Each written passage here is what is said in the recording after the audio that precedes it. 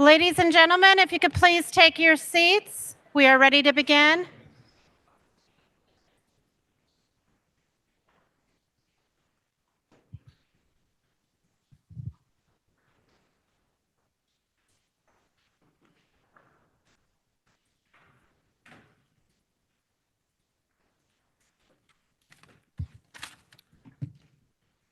Good morning, everyone. My name is Mark Collins, and I'm the Talent Placement Manager at icstars Milwaukee. I'm thrilled to welcome everybody here to today's Hack the Dream event. icstars has a lot of incredible events throughout the year.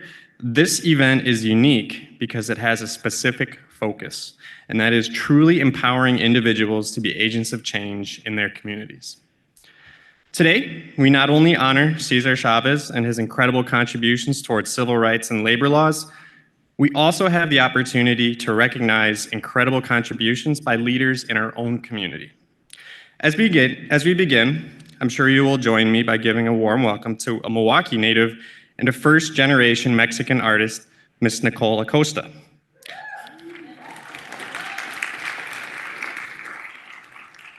Nicole's work, whether visual art, writing, or photography, beautifully explores themes of identity, experience, and cultural storytelling. She's a graduate of Milwaukee High School of the Arts and holds a degree in marketing management from Alverno College. Her artistic journey doesn't stop there. Her Hoops project, focusing on powerful stories, has gained national recognition. In fact, in 2023 alone, Nicole became the first Latina artist in residence at the Pfister Hotel. She held a solo exhibition featuring her Hoops project and even saw a stage play inspired by its premiere. Today, Nicole will be treating us to a scene reading from the Hoops play, accompanied by Luz Mercado, a Cycle 12 graduate of icstars Milwaukee, who's now making waves here at Northwestern Mutual. So everyone, let's give Nicole Acosta a big hand and get ready for a powerful experience.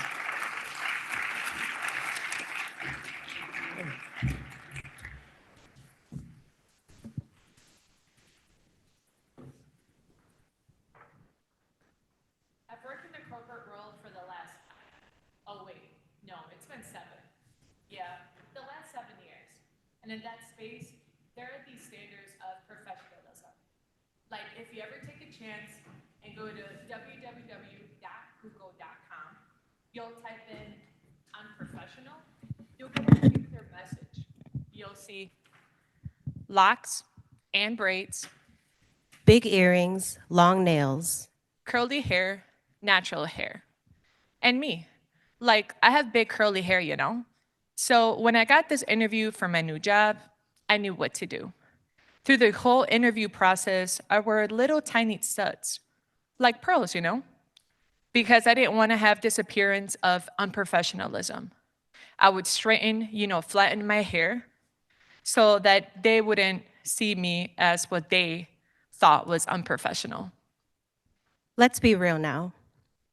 It's not the hair they don't want, or the hoops, or the nails, or the colorful clothes. It's me. Y'all don't want me here. So okay, we'll call it professionalism, but it's all just code. And then I got the job. I remember the first day. I came in with my hair all big and curly, and there was this oh, because they were used to seeing me flat. And so I was like, you know what? Forget it. It's my job now. So here we go. I'm going to wear my hair out, and I'm going to wear my hoops. And hoops just became my signature. But then I started hearing that word come back. Unprofessional. Not up to our workplace standards. Unkept. Distracting. Inappropriate. It wasn't from people in my department mostly, but like past buyers, People in other departments. People who didn't think I was listening. And the little looks. You know the looks. Oh yeah, we know the looks. It really started affecting me. I started pulling my big curly hair back every day into a tight little bun. And my hoops started getting smaller and smaller. I started with a real big 2-inch hoop, loud and proud, And then it went down to a 35 millimeter, and then down to a 20 millimeter, like a sleeper hoop, and then down to a 12 millimeter, like the ones they actually put on literal babies. And then I was back to just studs or nothing. I used to take off my hoops at work too. I did it because I knew I was starting from behind, that there would already be fewer opportunities for me automatically. So it felt like I got to do anything I can to get myself even an inch ahead, to make sure I was clean and proper, to be taken just a little more seriously. I was so frustrated because I knew I wasn't doing anything wrong with my hoops, but I felt like I had to take them off to give myself a better shot. But then I'll never forget this. It was my birthday, and I went into work, and everyone had decorated my office. And there was this little gift box on my desk, a white velvet box. It was from my boss, and I opened it. It was a pair of rose gold hoop earrings. They were so perfect.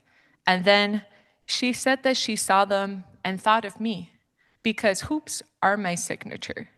She noticed that I was shrinking down smaller, and she told me, never change. It was so heart-wrenching for me to see this corporate woman. She's really high up in the company, been there for years, and she noticed me, the smallest little thing about me, and she told me, Never change. I'll never forget that. Now I wear my hoops as a message to the younger clinicians, right? Like, we don't have to play this game of what professionalism looks like. We can bring our full selves. And for me, I mean, it's still a journey. I'm really still working on it. But I hope that, especially for people in that greener zone earlier in their career, that they don't have to wait as long as I did to feel empowered to take that stance. We can bring our full selves to work. We can always bring our full selves to work. I wear my hoops at work now from this place of like, I dare you to let me go. I dare you to fire me. And not in a cocky way, but like, I know my value now. I'm important here. They need me to keep this place running. I dare you to let me go for some big earrings. I'd really love to see you try. And that comes from a place of privilege. Like my livelihood isn't dependent on this job. It wasn't always like that. That's how I recognize it now. But I hope that me wearing my hoops loud and proud makes it easier for them. They can say they're dressing like the boss.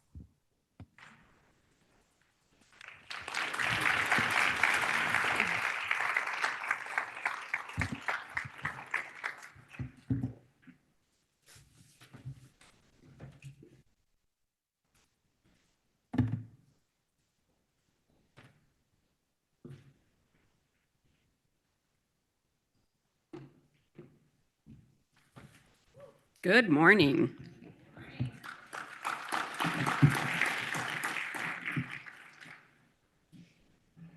Just want to do something really quick. Shall I? Yeah. Make sure everybody sees them right there, right? I am definitely a hoops lady, and I have definitely been in those shoes that Nicole and Luce were talking about. So I value the art of wearing hoops whenever I can.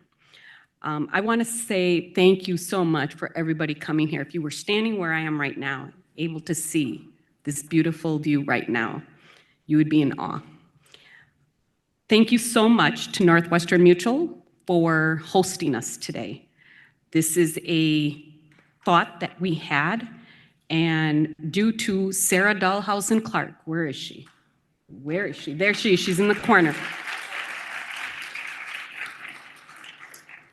If you don't know who Sarah is, I strongly encourage you to get to know her. Much of who I am was a little bit of a tribute from Sarah. Sarah has really paved the way for women to have their voices heard. Sarah's done multiple things to help us all move forward. icstars and Northwestern Mutual has a very strong relationship, started 5 years ago. But I will say, We are right now at the climax of really having a stronger relationship, and much of that is to the contribution of Sarah Dahlhausen Clark. So thank you very much.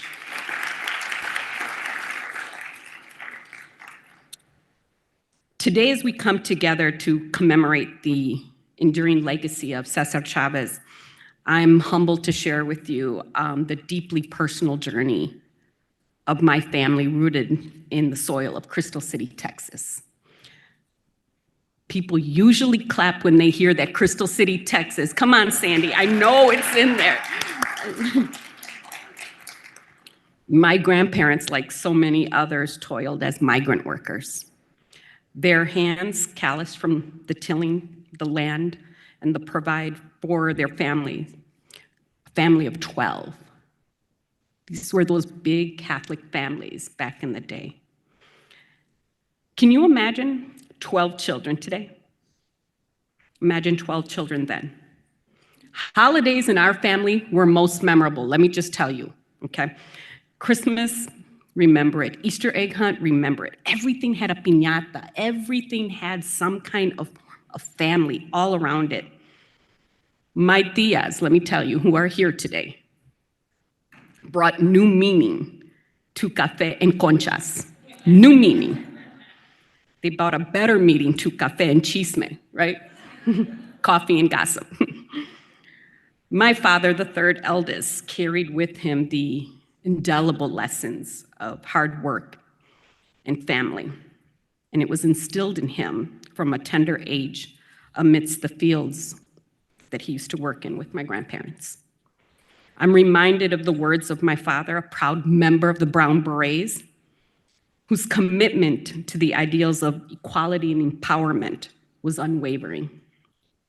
Growing up in the shadow of his early activism days, I learned firsthand the importance of standing up for what you believe in, even when faced with adversity. Growing up, my father would share stories with us about extraordinary Latino leaders that he met here in Milwaukee.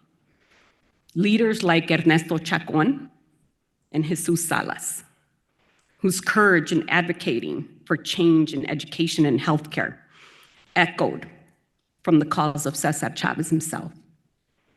So these tales were laced with laughter and camaraderie, but beneath all of that surface, there laid the harsh realities. Jesus and Chacon, as we call him, were recruited to lead families in the involvement of being able to do Cesar Chavez's work from Arizona and California. Ernesto and Jesus were ignited by the consciousness of the harsh living, working conditions that farm workers were going through.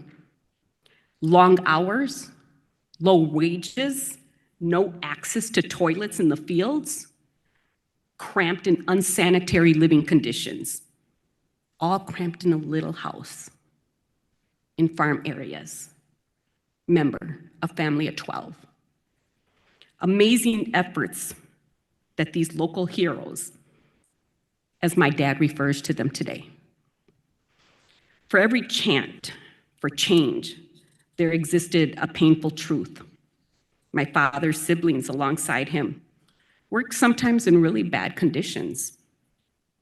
Enduring the unforgiving, I should say, Texas heat and the overcrowded living spaces with 8 souls crammed into single bedroom cabins. But there was laughter, right? You make laughter within that family.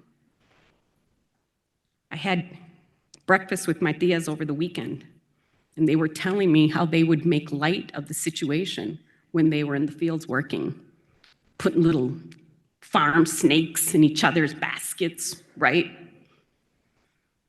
You need that to move up forward. So amidst that laughter, right,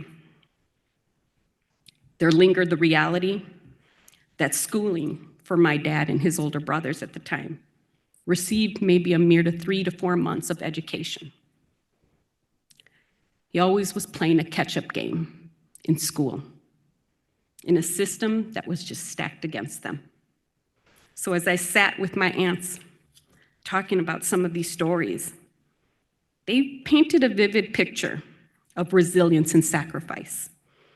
Despite my aunt, one of them being the youngest of her siblings, everybody was expected to go to the farm. There was no childcare. There was no one who was able to stay home and watch kids. Because if you were able to stay home, that meant that those hands could have been doing something on farm. So think about that. No luxuries of childcare or babysitters. Every hand was needed to ensure family survival. So can you imagine the sight of a toddler going out there in the rows of crop, learning the value of hard work before she could even pronounce it? So these stories were etched in me, etched into the fabric of my family, our history. They mirror the experiences of countless others who labored under that sun in pursuit of a better tomorrow. They remind us that that struggle for justice often comes in hand with sacrifice and hardship. So the promise of change, right, heralded by leaders like Cesar Chavez, collides with the stark truth of healthcare disparities today. Access to basic medical care for families like my parents, hospitals, medications also were a luxury. Those were reserved for the privileged, leaving many, including my dad's family, to navigate childbirth and illness without proper support. My grandma gave birth to all her children at home. So these stories, tough at times, too painful to bear, serve as a testament to the resilience and the fortitude of those who walk this path before us.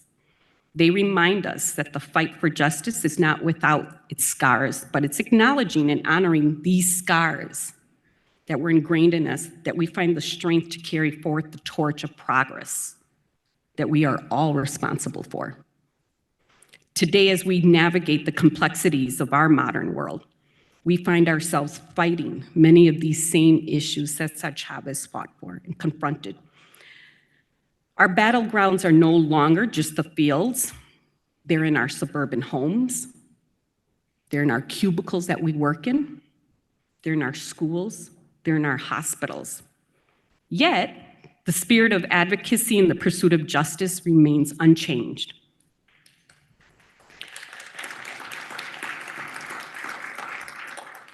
So for over 3 decades, Cesar Chavez led the first successful farm workers union in American history. 3 decades. Through his leadership, farm workers, they achieved dignity, respect, fair wages, medical coverage, pension benefits, and extremely better living conditions. I shouldn't even say extremely. They were better, just better living conditions. His legacy extends far beyond his tangible victories, touching the lives of hundreds and thousands of individuals and inspiring countless others to join the fight for social justice. So as we gather today to honor the legacy of Cesar Chavez, let us not only celebrate his achievements, but also recommit ourselves to the unfinished work of justice and equality. Let us draw inspiration from the stories of resilience woven into the fabric of our communities, knowing that it is through the collective action and unwavering determination that we forge together for a brighter tomorrow for everyone. This is the opportunity where I acknowledge and I pay tribute to a pillar like Cesar Chavez, to Jesus Salas, to Ernesto Chacon, and those who were brave to use their voices to create change. This is the moment where I pay tribute to my father, Arnulfo Gonzalez, the silent man, as many call him. Thank you for sharing, Dad, what teaching pain, what love, and what family is. Through his personal stories, he was able to inspire me, to motivate, to ignite what my career was going to be, what my impact to change would be. icstars is committed to racial equity and social justice. We drive change with education, training, and opportunity. We provide underserved young adults with technology-based workforce development, community leadership training, just like today. Like this morning, we have a forward mentality of, we pay it forward. icstars is shaping the next generation of community-minded technology leaders.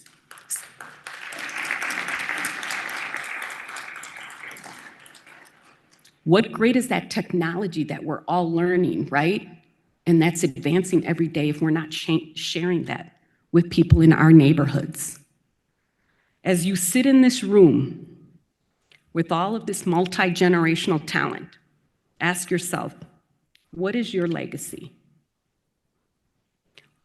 What change will you bring? What are you fighting for? As a business, as a community, and as an individual. That was heavy, wasn't it? Yeah, okay. Meant to be. But on a lighter note, we have an amazing lineup today. And this is very, very personal, this kind of beautiful history that we're talking about, these pillars that made such change. But there's another man that's making change. And I am so excited to introduce him. He is one of the most respected men in technology. He is the 2022 recipient of Top 100 Chief Technology Officers, who was also named as one of the Wisconsin 50 Under Fire. He's the 2019 CIO of the Year. Ladies and gentlemen, help me welcome to the stage the Chief Technology and Strategy Officer at the Milwaukee Bucks and proud member of our advisory board member for icstars, Robert Cordova. Bucks and 6, right? That's what we're gonna say.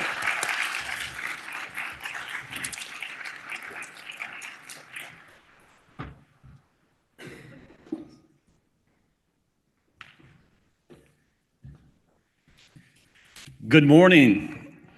That was a great story. Thank you so much for sharing that. Very powerful to know where you're from before you're getting to where you're going to be getting to. On behalf of the board, the Milwaukee icstars, welcome to Hack a Dream. I've been on the board for 3 years, and I have Ken Garfinkel. He's someplace out there. I saw him. There he is, right here. I have Ken to thank for really introducing me to icstars. It's a powerful organization, and it's so exciting to see our ambitious interns transform themselves into technologists during the cycles at icstars. I know I've seen, firsthand the impact that can have on the young lives of the ones that go through the program and the impact it has on our community here in Milwaukee. Organizations like icstars, they're really formed on needs, right? So the need for our local companies, the need for tech talent, the need of our young adults for a path to improve their lives, the need of our community, and really the need for all of us to be productive and competitive. And what's the magic of icstars is that it brings all those needs together and it fulfills each of those needs in a very positive way. And that is really, it's just been a great part to be part of that. When Blanca and Tammy first approached me and told me that they were going to honor Cesar Chavez, I thought that was so apropos because there are things that really align with his mission and also with that of icstars. The mission of leadership, the mission of development, and the mission of community. So I wanted to share some stories, or my few stories, I guess. So talking about Cesar Chavez and kind of what he has meant to me in my life. And so I'm from Los Angeles, 7 kids, I'm 4th. Both my parents came from large Chicano families, 10 kids and 10 kids. So I have 62 first cousins. Most of them are still in Los Angeles. Of course, I'm the one that kind of left, but I go back probably twice a year. So at the age of about 8 years old, I found out about this boycott of grapes in the supermarkets of Los Angeles. And I love grapes, okay? So at 8 years old, that was not a good thing, boycotting grapes. But my dad explained to me, why they were boycotting grapes. And at that point, I didn't know the work that he and his family had done. So they had moved to Los Angeles in 1938 from Southwest New Mexico. And they moved there for a better life for him and his 9 brothers and sisters. And he explained to me how, as a young adult during World War II, him and his family, his 3 brothers were in the war. So the 7 of them with my grandparents actually would go from farm to farm and pick the fruit. And he would explain to me, and he would talk about the peaches of Visalia, the grapes of Fresno. And to him, every one of these towns had a fruit attached to it because that's what he actually picked. And those were those were the conditions that Blanca talked about that Cesar Chavez helped improve, right? So it was just so that's my connection to knowing what my dad had gone through. But it was a very positive experience for him as a kid, but obviously that could be improved. So you heard that in the 1950s and beyond, Cesar Chavez really took up the mantle to improve the conditions and the wages of those migrant farm workers. And so that was kind of my foundational understanding of not being able to eat grapes, right? Then about 12 years after that, Cesar Chavez came to Yale to speak, and that's where I went to school. And I remember going to Battelle Chapel at Yale, and it was a packed house, and here was this very small man on the stage, very soft-spoken, but with a huge message, right? And my first thought is that Connecticut is a long way from California. What's he doing out here? Well, he was there to support the broccoli farm workers of the Northeast. And that's when I had the epiphany that wow, Cesar Chavez has really gone national and way beyond the Southwest. And so that was very impressive. And when I met the guy, during the speech, he had this small rope. And as he was giving the speech in a soft voice, he was kind of twiddling with this rope. So when I met with him afterwards, it was great. And I thanked him for what he had done, what he continues to do. And so that was one of the best parts of my junior year and my entire college was actually meeting Cesar Chavez. So I guess when you think about that, I just wanted to say in the spirit of Cesar Chavez and stretching yourselves way beyond our origins and our limitations, let's embark on Hack the Dream. Thank you.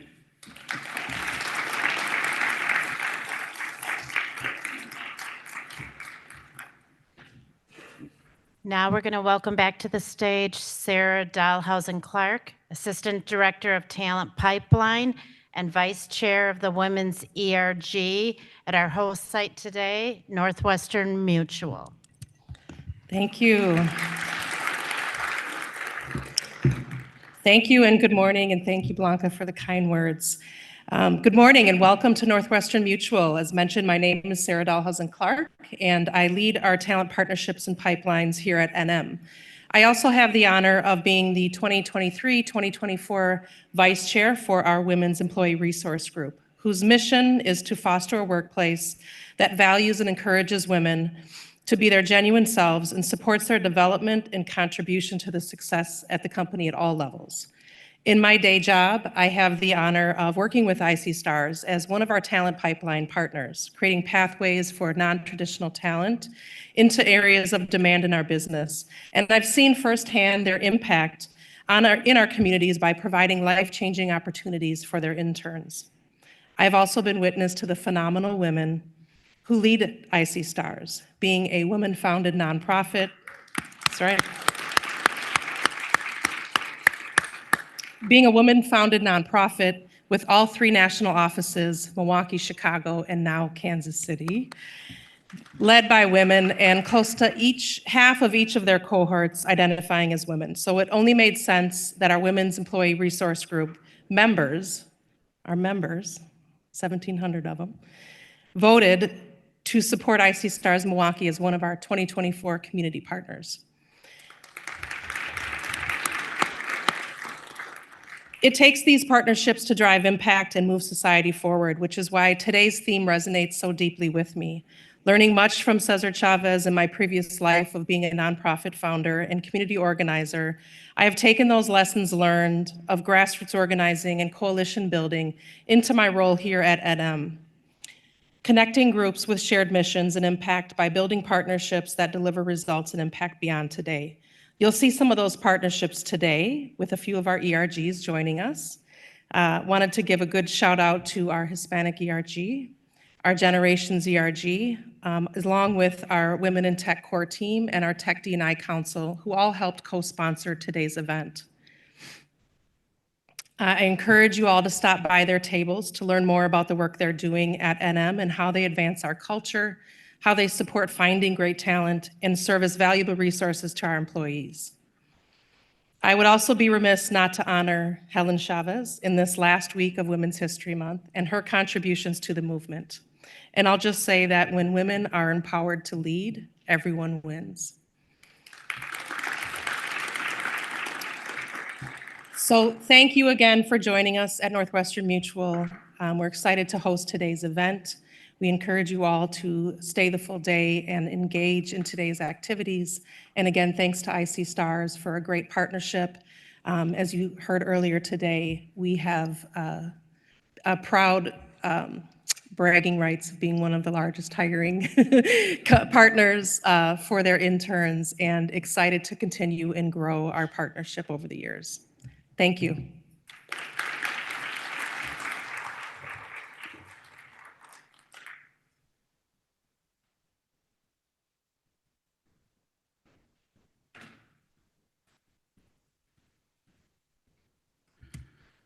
Good morning, ladies and gentlemen. My name is Lucy Can Lee. I am the Technology Training Manager at icstars. Please join me in welcoming Jessica Cavazos, a dedicated advocate for economic prosperity within the Latino community. With a strong commitment to empowering minority-owned businesses, Jessica's leadership has significantly impacted the growth and success of Latino entrepreneurs from Wisconsin to DC. Former Deputy Undersecretary of the Minority Business Development Agency, Jessica has a proven track record of creating opportunities and resources for minority businesses.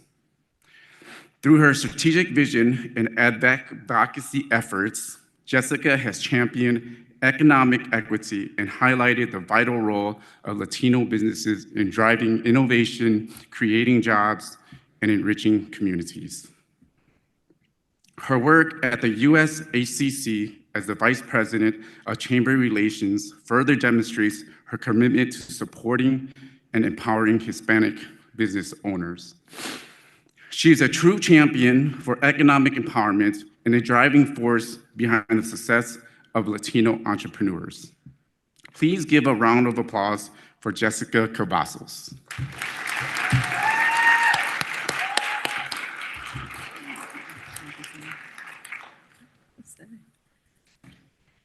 That picture was taken in 2015, so I just want to, I am so proud to be here, especially because this is my hometown, right? I was raised here, my mom came here in 1976, because they said, hey, there's a couple companies that would love to hire you, right? They would love to just, squeeze all the workforce talent you have, right? And so she started at the tannery on Virginia, right? And, she was 18 and she came with a couple friends in a van in the 70s, right? Like that was a thing.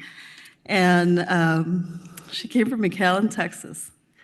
And one of the reasons she came was because in 1973, she gave birth to a young lady. She gave birth to me. And when she was trying to visit my grandmother, she was caught in the border. And so they said, if you do not go back to your country with your baby girl that was recently born in Texas, we will deport you.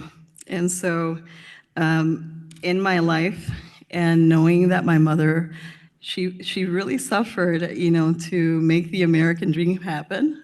I'll say that my plight was always to represent her and all those immigrants that are just here to make things happen in a positive way for our economy, right? And so, I grew up on 28th and Lisbon.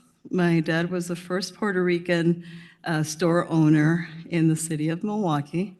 And so he opened his bodega, and we were a corner store for change and mobilization. And, my dad, I won't say that he was like he was really always struggling to keep that business and the doors open. I'll just say that, every person that walked in the store, he wanted them to have a better life, right? Like he was like, you can't afford that, llévatelo, right? And so in that plight, the reason I'm talking to you about my parents is because Blanca, she moved me, right? And her story moved me. And then it makes me understand why you do and how you operate in such an authentic manner, right? To serve. And so I just want you guys to acknowledge Blanca and her leadership in icstars. Stand up, girl. Stand up. Yeah. Because when I met Blanca, she was at the Christian Center, and that was a long time ago. At the Christian Center? You were volunteer, something, I don't know. I know she was on 16th Street. I was raised on, when I came back to the South Side, I was raised in Walker's Point on 4th and Mineral. And Blanca, I just remember you always being around, right? And always being around in a good way, propelling, motivating, wanting to tell our stories, wanting to narrate what could be for that little girl on the South Side, not knowing what opportunities outside of, cleaning rooms. I'm just saying that because, my mom was a housekeeper for a very long time at the Pfister. And, that's all I had as like, how do I get the opportunities of mobilization when your mom is saying you could do better, right? But you have not ever had someone as that person or that mentor to take you there. And so I'll share that, after I left Milwaukee, I've always been trying to get away from Milwaukee. I'm just going to be honest, right? But I told Blanca the other day that I came back because I know there's something that has to be done. And I see the beauty of Milwaukeeans everywhere I go. Every city I've been to, when I was a deputy appointed by the president, I saw people who was like, I'm from Milwaukee. And I was in, it could be California, New Mexico, Washington State. Everybody had a connection to either the Packers or Milwaukee, right? And so they never let me forget that I'm from here. And they never let me forget that everything that allowed me to make that next step, because I've had a lot of challenges in my careers, in my life. It was met with grit and passion and goodness to see that not only that I'm representing Latinos well, but also that my city is represented well. So I just want you guys to remember that Milwaukee is such a wonderful place, not only to live, but we need to start motivating and propelling and protecting that next generation of leaders, right? And that's what I see stars doing. I see stars as motivating, as putting that seed of hope and opportunity for generational wealth and scalability for so many families. You know, it starts with one, and then it's like fire. It continues to propel to the next generation and the next generation. And we need more organizations like icstars. We need to be able to invest in our communities. You know, I'll say that as I look around the room, there's so many people that pour into other people, you know, and that's what I know about Milwaukee. We love to pour into people. We're caring. We want to make sure that people succeed. I'm gonna call out Lily Alvarado, but the reason I'm looking at you, Lily, is because you are one of the people that pours into the entrepreneurship community like no other. So, you know, as we start acknowledging what Cesar Chavez was all about, it's that spirit of uplifting a community, making that community believe in their God-given talents and their story, and not marginalizing that story, not watering it down. You know, if you're Mexican, you gotta be proud. If you're Puerto Rican, the same. And not, you know, I wrote down something that you said when you started. It says, we can bring our full selves, right? Like they kept saying that, and that's what I believe I took away when I went the first time, when I left Milwaukee the first time to go to Florida and study. And then the next time when I came back, all wounded, and it didn't work out in Miami. So, you know, Milwaukee was always that place to give me wings to fly and prepare and heal myself. And then I left again to Florida to become a president of another chamber. And again, it didn't work out. And that third time, you know, when I saw that the daughter of an immigrant kept failing at things that she loved, because all I want to do is help people, right? All I want to do is empower people. I came back home and I surrounded myself with the Blancas of the world, with the Sam Maldonados of the world, and so many other. And of course, you're going to hear from our beautiful deputy. And the most recent one was the deputy, Mara Reardon, who was another one that empowers and propels and motivates. So I'm kind of getting off subject, and I didn't really read my remarks, but I just want to share with you all that we need to continue to support programs like icstars, because they are providing a future for our youth to not only propel themselves, but then change their families in accessing generational wealth and opportunity through technology. And as I end, I want to introduce you to a phenomenal and dynamic woman. When I was working for Gwen Moore, that's another job, right? I've had a lot of jobs. Congresswoman Gwen Moore, as a young Latina, I never knew what a philanthropy was, right? ¿Quién sabe qué es eso? You know, you ask somebody, they say, they give money, they help invest a mission of an organization. So then when I started working at Mexican Fiesta, I found out, oh, there's a Bader Foundation, and they propel the missions of nonprofits, right? So mind you, Maria Vento was the first Latina I've ever met in a philanthropy. Like, you know, she put the G in giving, right?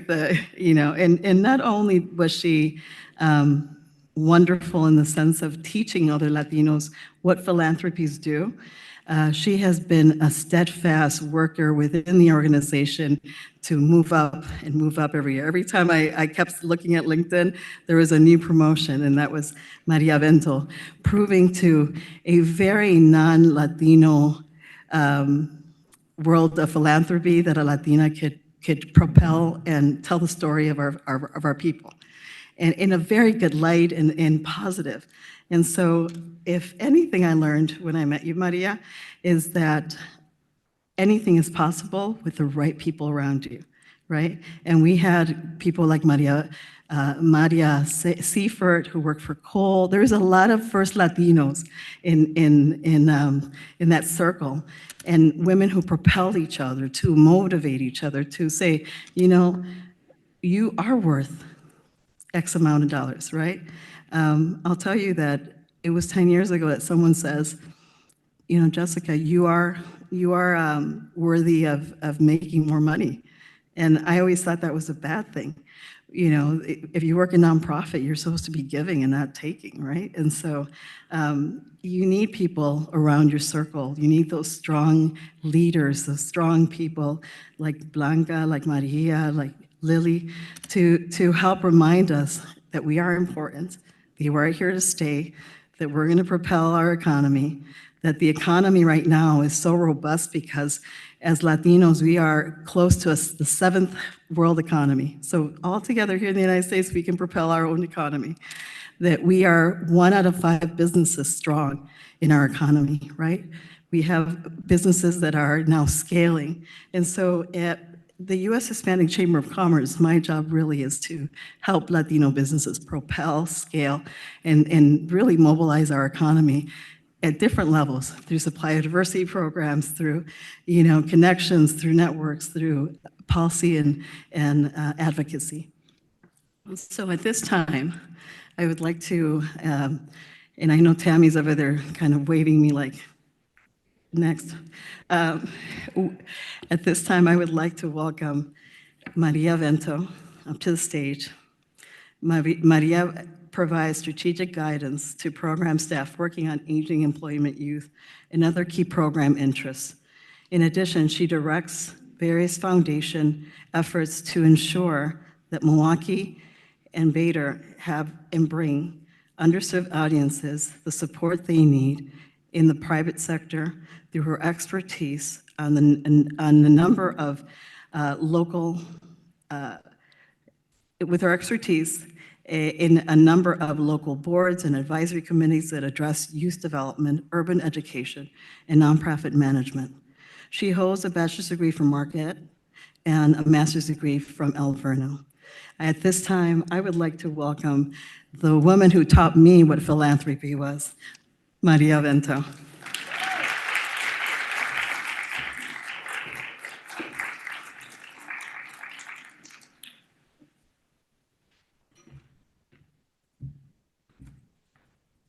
You could have kept on talking and taken my time. It's okay. It's okay.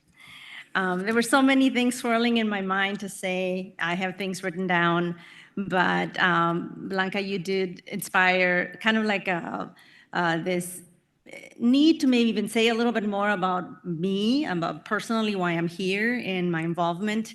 And while it's a grantee and grantor relationship, there has gone deeper. But initially, when I first came to this country, was in the 79. My father decided that this was going to be a better place for our family to grow and to prosper. And unbeknownst to my mother, she was not interested. She wanted to stay in Mexico. But when we came, of course, we were a family that was on welfare, that, you know, but my mother said, we can't be on that for too long. We got to work. We got to have grit. And eventually we did. And when we first moved into the first government housing, my mother said, we are going to plant a cactus. And I said, it's cold here. It's going to die. And but she says, no, we're going to put it in a pot. And we're going to take that pot and put it outside so that people know when they look in this house that we're Mexican. I said, okay. And La Virgen de Guadalupe right outside too. But I'm like, okay, that's great. And I said, well, how are you? This little sucker grew and it got bigger and bigger. And guess who had to move it in and out and in and out?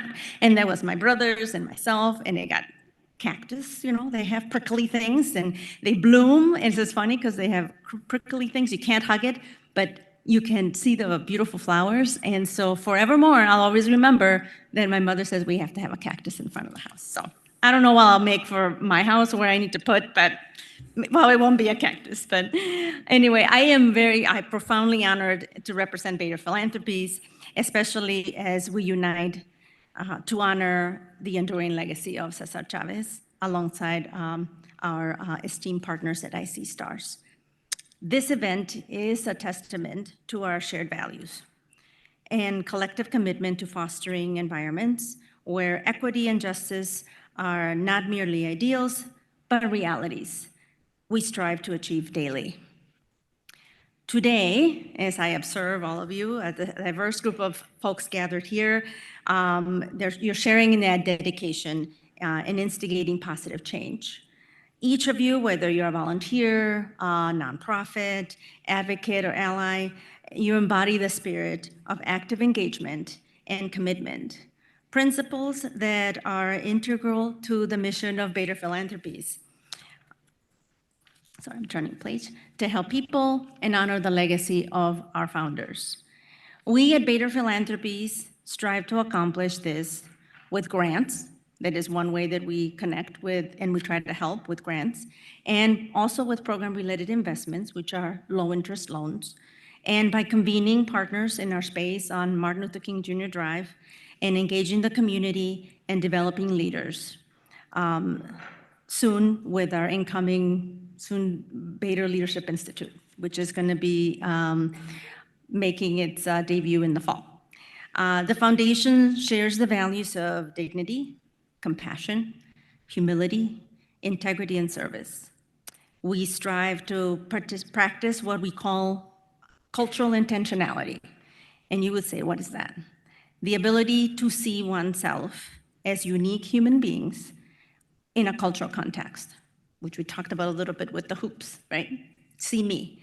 Understanding others' background and culture, and treating each other with respect, and really mattering like I matter, regardless of the role that you play within the organization.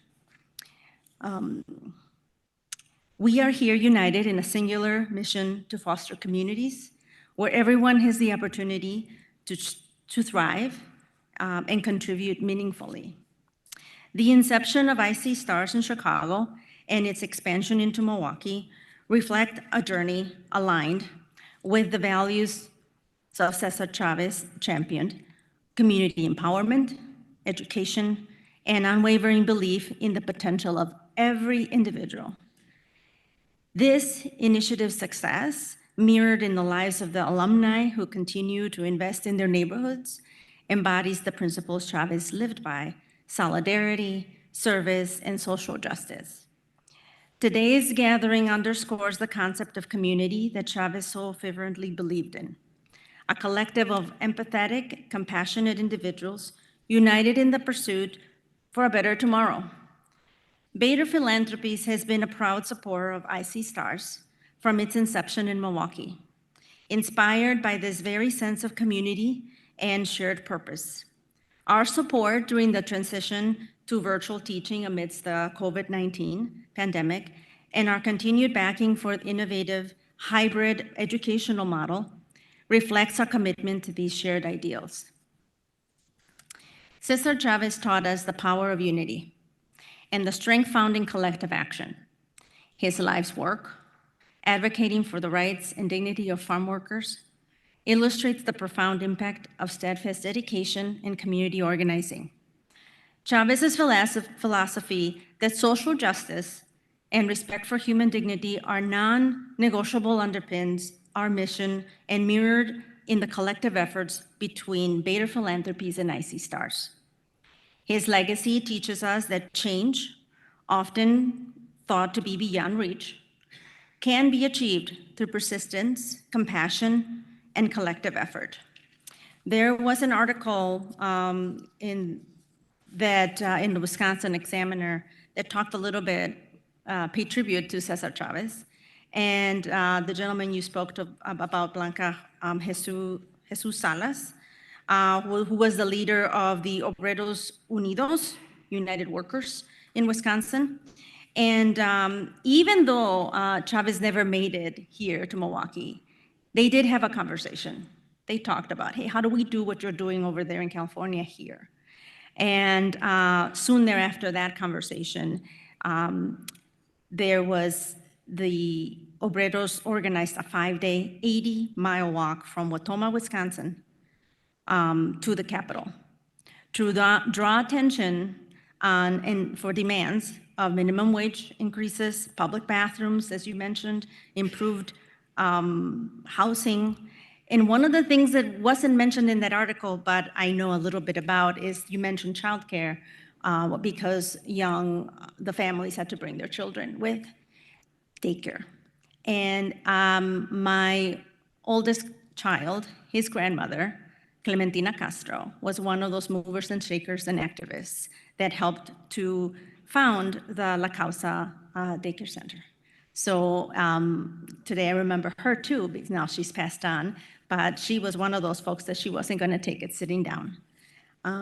So as we reflect on the transformative impact of Chavez's work, let us integrate his lessons into our shared mission.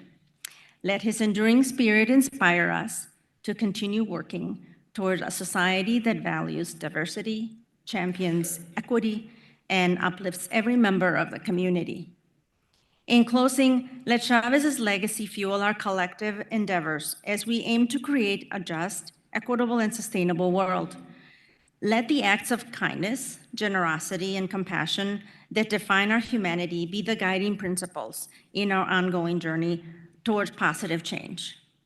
Together, inspired by the legacy of Cesar Chavez, let us renew our commitment to building a future anchored in justice, solidarity, and shared prosperity. And as my father always said, right before meals usually, al ataque, we can do it. Okay. Thank you.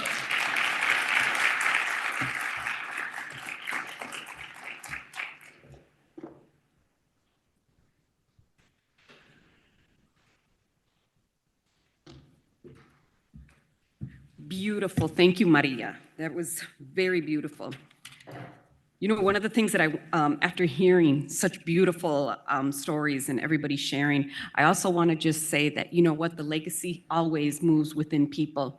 So even though my dad, right, is not an activist, you know, any longer, in heart always, right, it lives through me now, which is wonderful work. When we hear about, you know, the organizations that's also paved the way, UMOS is one of the organizations that have paved the way and helped migrant workers when they came here from the South. And UMOS, standing for United Migrant Opportunity Services, for those who don't know, really helped those families establish and get founded and grounded here in the Milwaukee area. Once again, big tribute to Jesus Salas, who did that. Centro Hispano was another mover, you know, that really was essential. It was essential for people to be able to have those resources, to be able to build, to be able to work.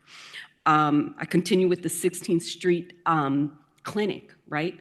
They started off as a mobile clinic in the afternoons, in the evenings, so that families who work during the day could really get that health care in the evenings. And so I always look at those creative ways that Cesar Chavez's, you know, legacy moves on through everybody.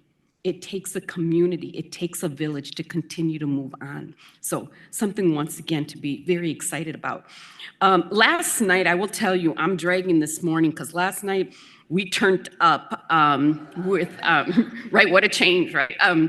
We turned up big time, having a beautiful dinner with some community pillars last night with our beautiful guest of honor today. And this lady is a force to be reckoned with. I just will tell you, I will remember every story she shared yesterday because we were rolling with her, sharing all these things. And you think people from the White House, right, from Washington, very stuffy or whatever.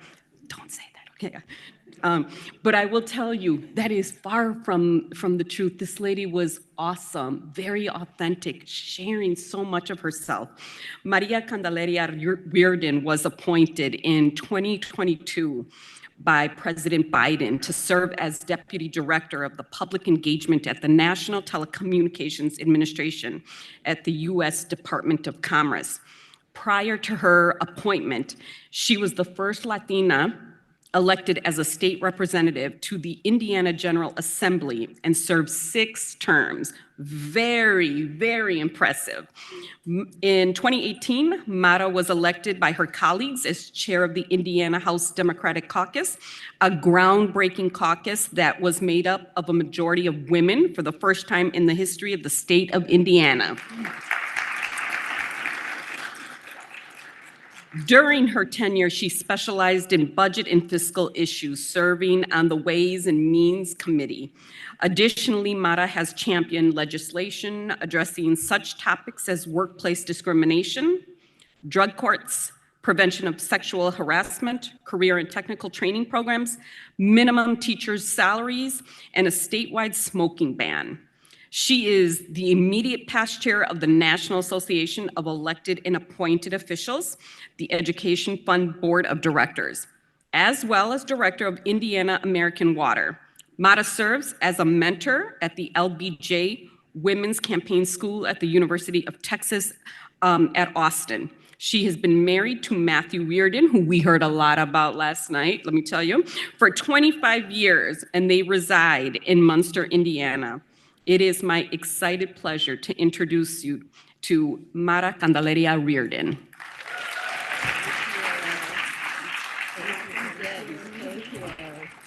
Wow, what a lovely introduction. Thank you, Blanca. We were well behaved last night, just FYI, for those recording this. Good morning, buenos dias, and thank you to Blanca Gonzalez, your amazing leader, for inviting me here to speak to you today, and to Tammy. Tammy for helping out work out all the details and keep all the trains running on time. She's amazing. Tammy.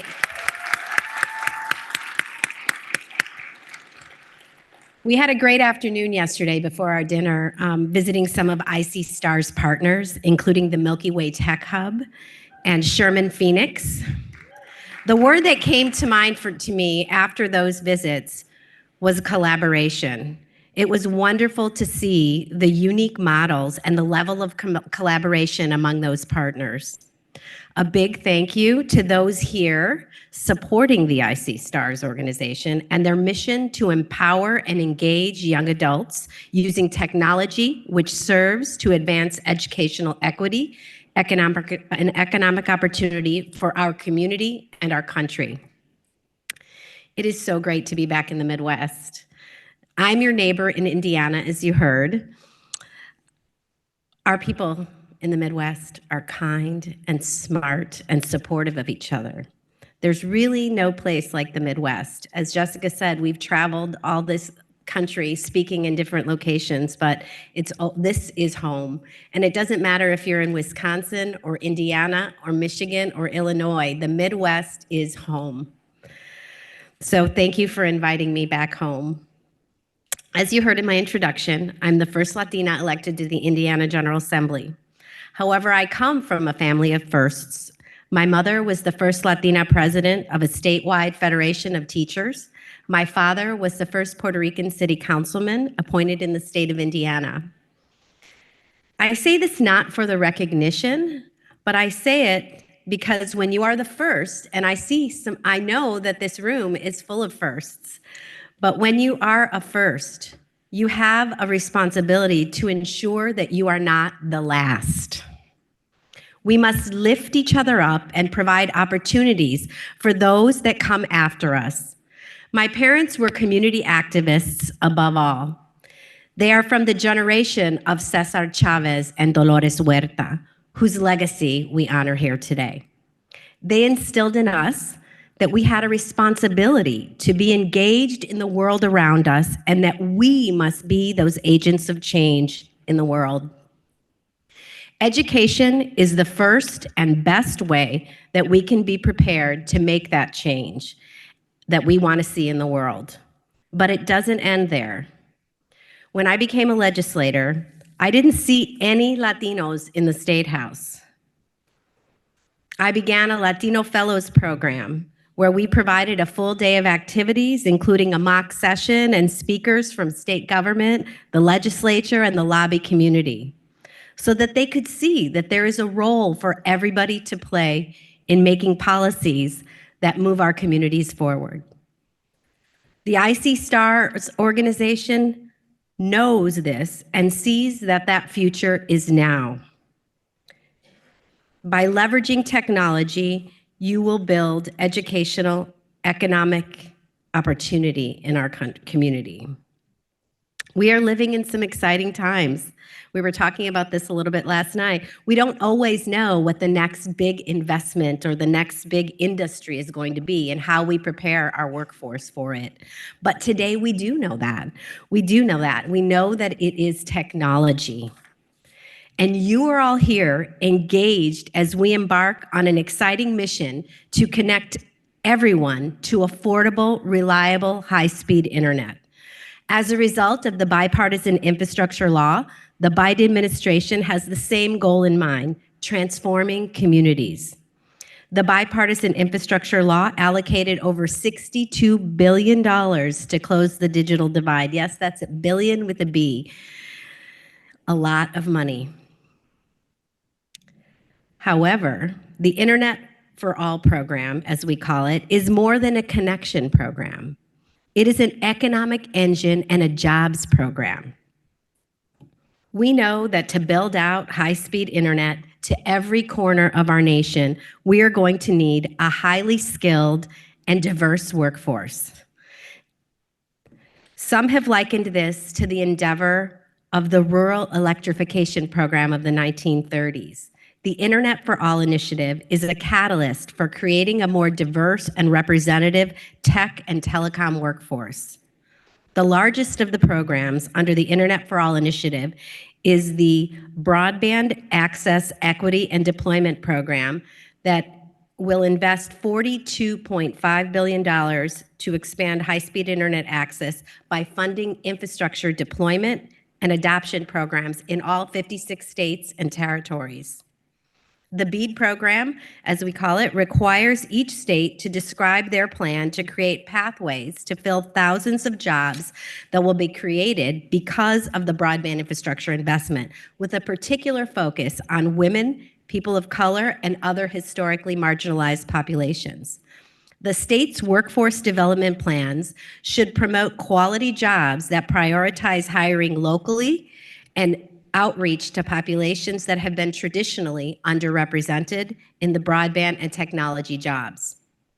Workforce development and job training in support of infrastructure workforce is an eligible use of BEAD program funding. For example, the first state to receive approval of its BEAD initial proposal was Louisiana. It included funding for broadband workforce training with a goal of certifying 3,000 individuals by 2025 and 5,000 by 2027. The training will be conducted in partnership with Louisiana Community and the Technical College campus systems, that's a mouthful, across the state. NTIA's $2.7 billion Digital Equity Act also establishes 3 grant programs to promote digital equity and inclusion. They aim to ensure that all people and communities have the skills, the technology, and the capacity to reap the full benefits of our digital economy. Workforce development and skills training are eligible under the digital equity funding as well. The Connecting Minority Communities pilot program is a $268 million program that provides technology funding to Hispanic-serving institutions, historically Black colleges and universities, tribal colleges and universities, and other minority-serving institutions. This program not only funds the purchase of high-speed internet service and eligible equipment for HBCUs, TCUs, and MSIs, and their surrounding community, but also funds projects focused on the hiring and training of information technology personnel and projects focused on hiring, innovation, workforce development efforts. For example, 72% of HSI awarded grants are using them for workforce training programs. So NTIA is working with stakeholders such as yourselves to ensure that training programs are available and that jobs are accessible to a workforce that looks like America. We are working with employers We are working with employers such as internet service providers and construction contractors to develop strategies that ensure the telecommunications pipeline is diverse, encourages new partnerships with training providers, unions, and community-based organizations working with women and underrepresented groups. We are assisting industry associations and other intermediaries to develop workforce training strategies that are adaptable for internet service providers depending on their size and context, especially for smaller providers in rural areas. We are encouraging training providers to include employer engagement on curriculum and to use proven earn and learn models like registered apprenticeships that lead to stackable industry recognized credentials and provide supportive services such as childcare, transportation, mentorship, among other best practices. President Biden has set the goal of connecting all of America by 2030. This is a whole of nation effort, and we need voices in every community and every state and every territory to ensure that we are being heard and to start thinking of our workforce training needs. We are encouraging stakeholders to talk with the network providers in the communities to find out what workforce needs they anticipate and identify how local training programs can get started to ensure that the hundreds of thousands of good-paying jobs that these programs will create will directly benefit your communities. Please engage with us. We are here to help, and together we will build and develop the communications infrastructure workforce who will deploy the future of accessible, high-speed internet to our communities. We have a federal program officer in all 56 states and territories. There are our eyes and ears on the ground. Today, I'm accompanied with Kara Cook, who is here with me. She is our Wisconsin federal program officer. Please meet with her, engage with her. We want and need to know what's going on in your communities. We are not going to get another bite at this apple. We are not ever going to get this level of funding to connect our communities. So we need to get this right. And in order to get it right, we need you. We need you at the table. Thank you, icstars and staff, again, for allowing me the opportunity to share a little bit of my story and my information about our Internet for All programs. I would be remiss if I did not mention a sister program to our Internet for All initiatives, the FCC's Affordable Connectivity Program, the ACP, which is currently serving 23 million Americans. The ACP plays an important role in the success of our Internet for All deployment.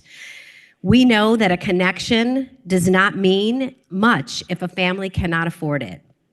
The Biden-Harris administration has urged Congress to provide funding for the ACP to ensure that people have access to internet service and the benefits to education, healthcare, economic growth, all of those that the internet provides. I will leave you with a Cesar Chavez quote that really resonated with me after our tours yesterday. From the depth of need and despair, people can work together, can organize themselves to solve their own problems and fill their own needs with dignity and strength. Let's work together to amplify this work and these opportunities for our communities. Adelante, Milwaukee. Thank you for having me.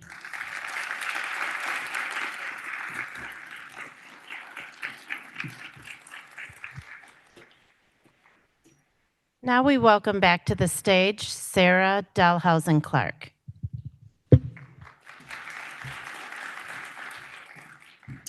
Thank you, and thank you so much, Mar. This was a great opportunity to hear from you and all the great work that you are doing.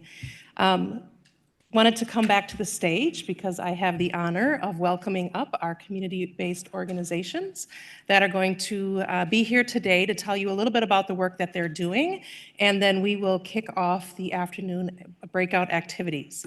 So I am going to welcome to the stage 5 organizations that are joining us today.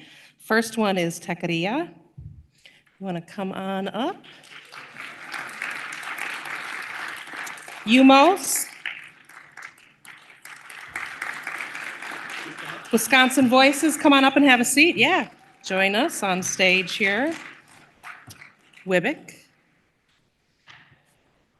and Journey House. Hi, welcome, welcome.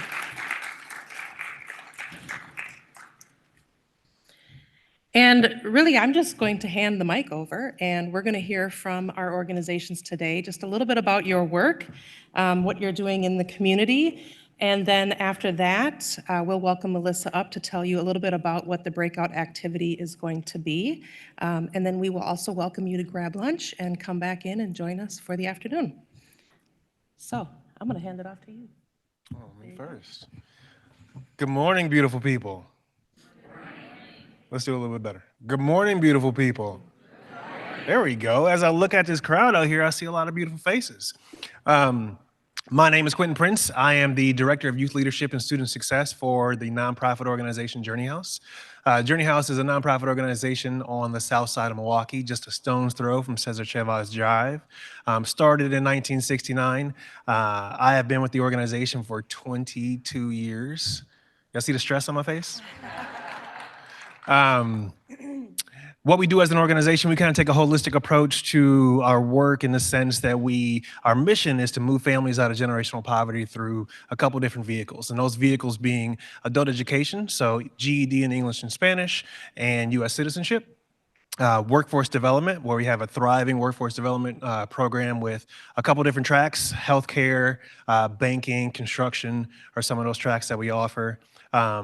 Our youth development programs, which I oversee. So all of our youth development programs essentially from age 5 through 25, even though college students aren't necessarily youth.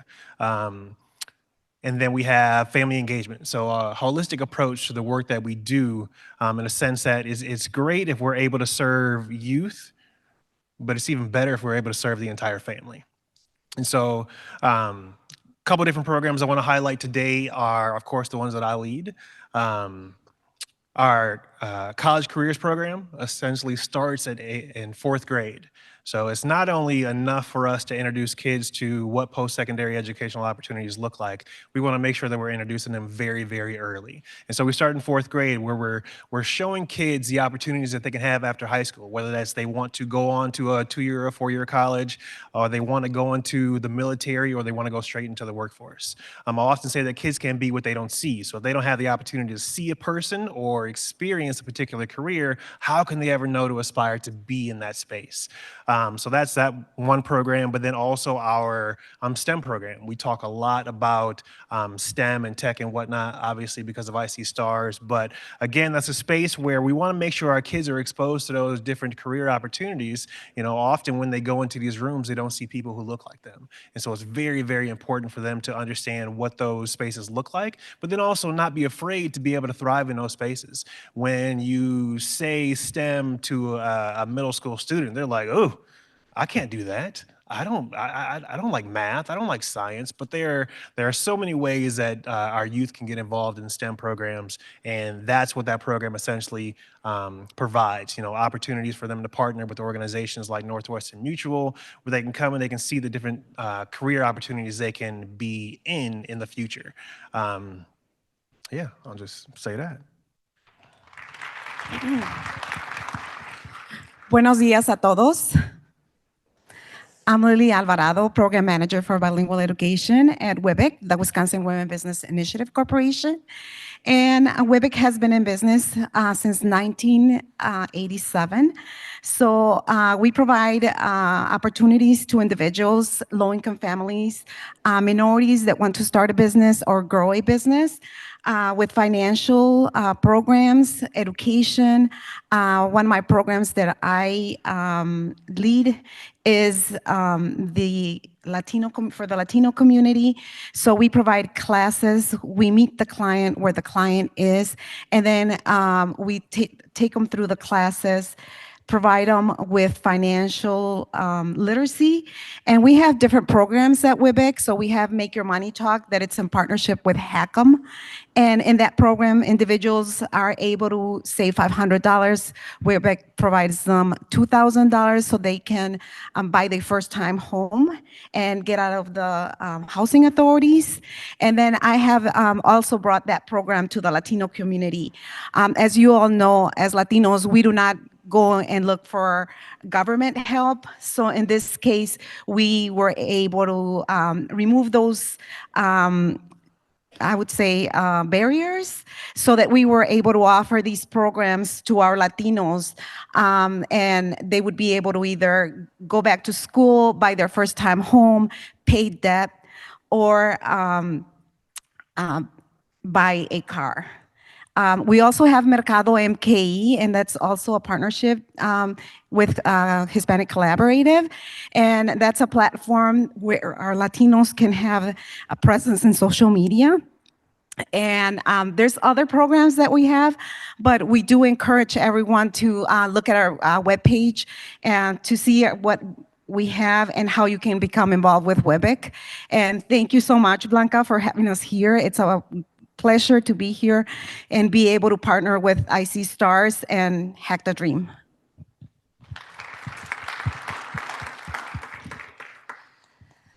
Hello, my name is Tamika Vukovic. I am the co-executive director of Wisconsin Voices. I have no prepared speech because I was working until midnight last night. So Wisconsin Voices has 3 pillars, and everything we do is surrounded by those 3 pillars: protect democracy, build community, teach advocacy. Whether we're doing get out the vote work or educating people of who's on the ballot or what is their government and the government role. We do community building, which is, we have 70 partners as of last night.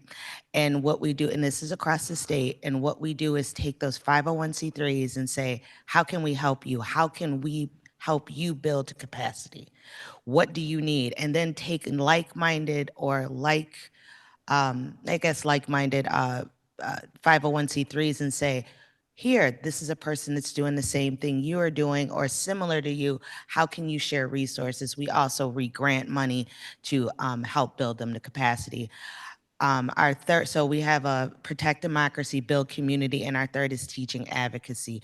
And what we also do is how to build your voice. Our Be a Voice is a theme this year, and that's our theme every year. I have a t-shirt if you want to see it later. But it's be the voice that you need to be for your community, building advocacy for your community. Like tonight, I am presenting a Civics 101 class, which is talking about the 3 levels of government, how it trickles down to local government and school boards. Who do you call when you need your garbage picked up? Or sometimes that frustration right there it makes you hang up the phone. But most people don't do it. They're too busy trying to work, make ends meet, take care of their kids. But if we can give those tools right away, they know exactly where to go. We even give blue books out, from the state so they can learn about their state. So our whole organization is about building, protecting democracy, building community, and teaching advocacy. We do have a youth program that we also do, and that was one of the things we were doing last night, that we're trying to teach them about financial literacy, interpersonal relationships, know your rights. And we partner with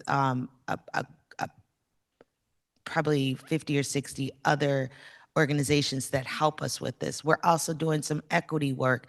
Like we're in University Lake School, where it is very white. Let's just put it that way. And they asked us to come in and say, wait a minute, we're white, but we need to know how to help others protect it. We want to use what we have to help. So we've been going there, teaching them, or not, I don't like to say teach because we're giving them information, whether they take it or not, that is up to them, but they seem to be very responsive.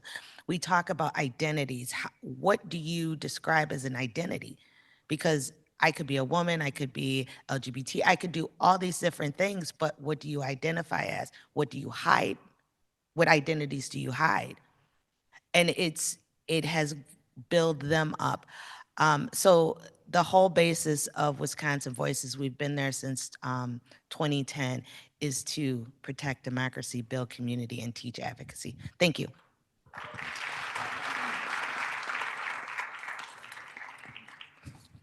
Ladies and gentlemen, my name is Eduardo Diaz, and I am the Business Relationship Coordinator for the One Workforce TechStars program at UMOS.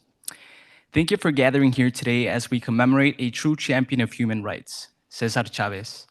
As we celebrate the legacy of this remarkable leader, we also reflect on the values he stood for and the impact he had on the labor movement and the fight for social justice.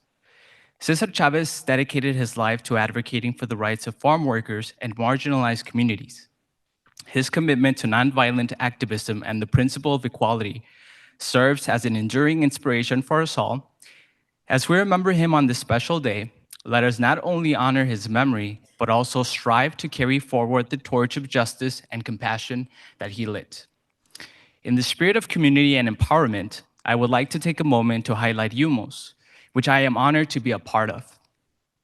A nonprofit organization that for 59 years has had the essence of Cesar Chavez's vision by providing opportunities for underserved individuals.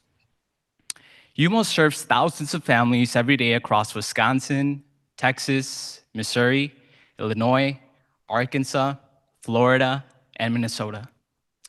Through mentorship, education, and support, UMOS empowers individuals to break barriers and create change in their lives and communities.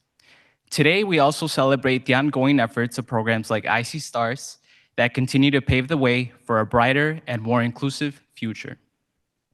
Now let's shift our focus briefly to the crucial matter of civic engagement.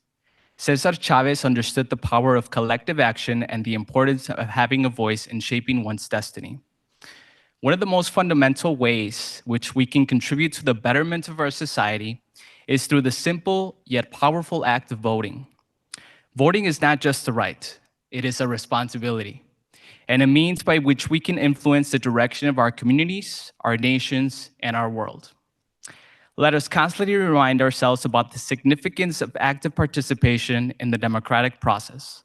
By exercising our right to vote, we honor the struggles of those who came before us, including Chavez, and contribute to the ongoing journey toward a more just and equitable society.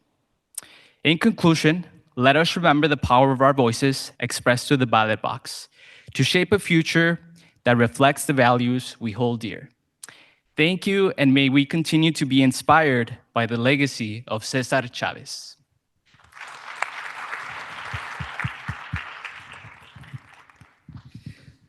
Good morning, everyone. Let's give everybody a round of applause because I think they're doing amazing work in the community. I actually have firsthand experience with all the organizations, so thank you so much for everything that you do. Unlike Quentin Prince over there, I have not been with the organization for 22 years, so I do have some remarks in front of me. And Quentin Prince and I go way back when we were doing our teens, so it's great to see Quentin. My name is Dr. Victor Amaya, and I wear different hats. Today, I wear the hat of the founding director of the Milwaukee chapter of Tequeria. I'm also the very proud president and executive director of Data You Can Use, which is a nonprofit here in Milwaukee focused on neighborhood level data. So I'm here to talk to you about Tequeria and the Milwaukee chapter, which was established about less than a year ago. And basically, the chapter aims to become a critical support system, empowering Latinx professionals and providing a wealth of opportunities for those seeking to make their mark in the tech world. So let me tell you a little bit about Tequeria Nationals. It's renowned as the largest and fastest growing network for Latinx professionals in tech, boasting over 15,000 members across the United States. This community brings together a dynamic mix of individuals, from engineers and designers to product managers and marketers, or people like myself who's really interested in getting into that specific world. Each contributing to our shared vision with our unique skills, passion, and cultural perspectives.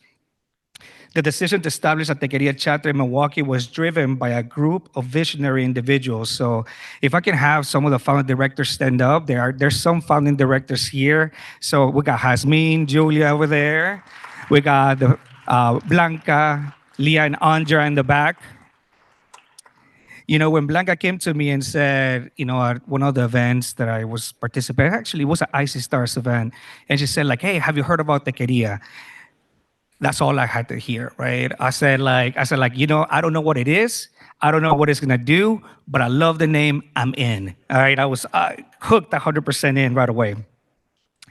And, Blanca can be very persuasive too. So shout out to them, right? So their collective vision, dedication, and leadership have been instrumental in laying down the foundation for Tequeria MKE, so the Milwaukee chapter here. So why Milwaukee, you might ask? Well, the answer lies in both the potential and the necessity. With recent census data revealing that 116,084 Latina individuals call Milwaukee home, we recognize the immense potential for growth, innovation, and leadership with this community. This demographic is not just a number. It represents a vast pool of talent, ambition, and the future leaders of the tech industry. The urgent need for initiatives like the Tequeria MKE is highlighted by recent data from CompTIA, which shows that tech employers added 185,000 new job postings in February alone, bringing the total to over 436,000 active tech jobs postings. This significant growth in the tech sector underscores the critical role of Tequeria in connecting the Latinx professionals with these opportunities. I'm a big believer in removing obstacles for the next generation. I believe that that's what Tequeria is doing. We're removing the obstacles so that the Latinx community can have access to those specific jobs. Our mission in Milwaukee is clear: to create an inclusive environment where Latinx professionals can thrive, innovate, and lead in the tech sector. Diversity is the catalyst for innovation. There's a little saying, it's like, say it louder for the people in the back. All right, so I'm gonna do that. Diversity is the catalyst for innovation. It propels growth and opens doors to new possibilities that were previously unimaginable. This morning, I invite you to support the Milwaukee chapter of Tequeria by creating awareness, making connections, and accessing our network. You can play a pivotal role in transforming the tech industry. With the guidance of the founding directors and the collective strength of our community, we are poised to make significant strides towards a more inclusive and diverse tech industry. Together, we can redefine the tech industry to reflect a diverse and dynamic world we inhabit, positioning Milwaukee as a leading city for Latinx professionals in tech. Thank you for your time this morning. Your support and engagement are vital as we continue to build a more inclusive, innovative, and opportunity-rich tech ecosystem in Milwaukee. Thank you so much.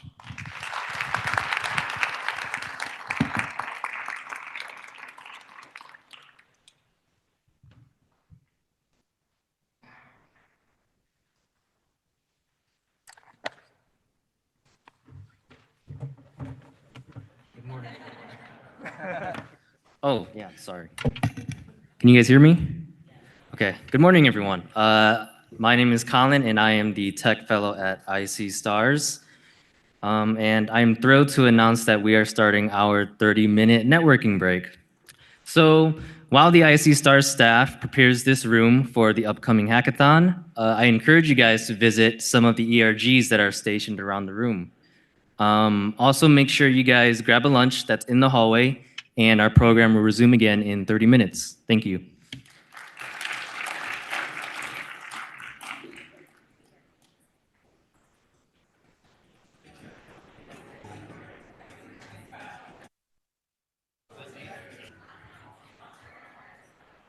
Ladies and gentlemen, now joining us is Melissa Rena,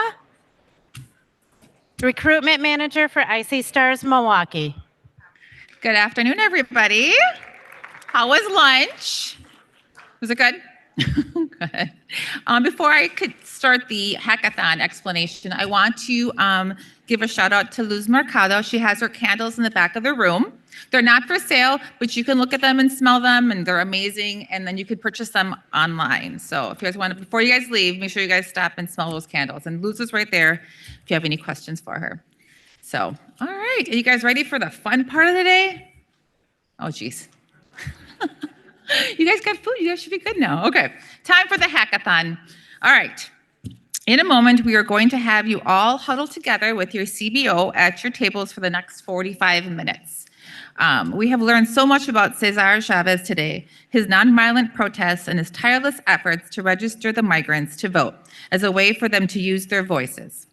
In the same spirit, today we'll be working together as a team to solution together ways to go back to the communities and drive more voter registration. Our hackathon question is, how might we as community leaders ensure that our communities are properly represented in upcoming elections? Your time will be broken up down by the first 20 minutes for brainstorming and ideation, the second 20 minutes for creating your action plan and pitch. Pitches will be verbal only and 2 minutes long.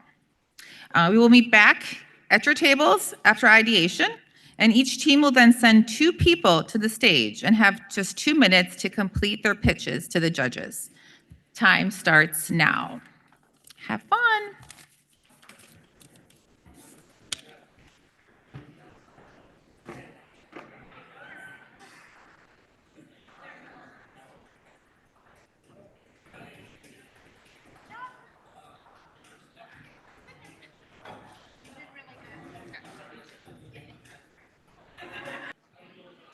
All right, time is up. Is everybody ready? Are all the teams ready for their pitches?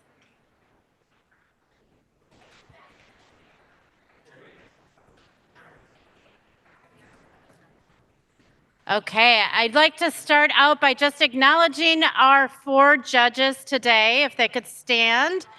We have Sandy Esquivel from Northwestern Mutual, Hasmeen Tresky from Bader Philanthropy, Candace Sanchez from Advocate Health, and Sunny Hamlin from Northwestern Mutual. They are going to be judging your pitches today. So do we have a team from each of the community-based organizations ready to go up on stage? All right. So let's start out. Who's ready to go? Umos, head on up there. We got 2 from Umos. Yes. No. No. Umos, you got 2 minutes. 2 minutes for your pitch.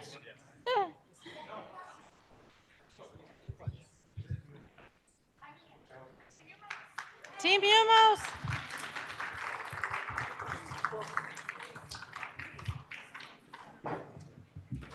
All right. Can everybody hear me? Yes. Okay, good. So we're Team Umos. Hear it up for Umos.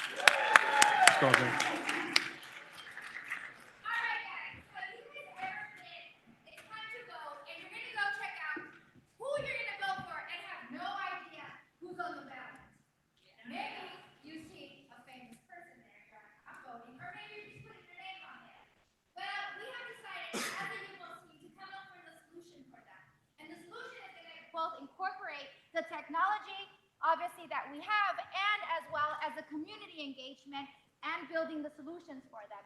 So my teammates are going to go over with how we're going to bridge technology and how we're going to be able to communicate directly with the end user to be able to come up with now them knowing who the heck they should vote for.